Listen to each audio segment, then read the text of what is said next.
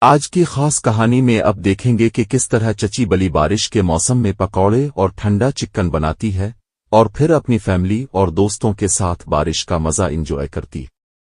بارش ہلکی ہلکی ہو رہی تھی۔ چچی بلی نے سوچا کہ اس موسم میں پکوڑے اور ٹھنڈا چکن ہی مزہ دیں گے۔ وہ کچن میں گئی، بیسن اور مسالے ملائے اور تیل میں پکوڑے ڈال دیے۔ خوشبو سے گھر بھر گیا۔ ساتھ ہی اس نے ایک بڑے پیالے میں ٹھنڈا چکن بھی تیار کیا۔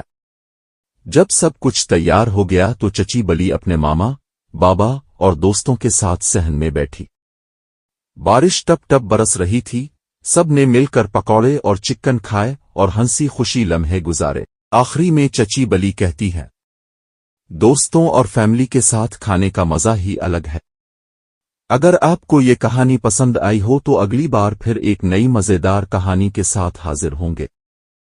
تب تک کے لیے اپنا خیال رکھیں اور ہاں، لائک، شیئر اور سبسکرائب کرنا نہ بھولیں۔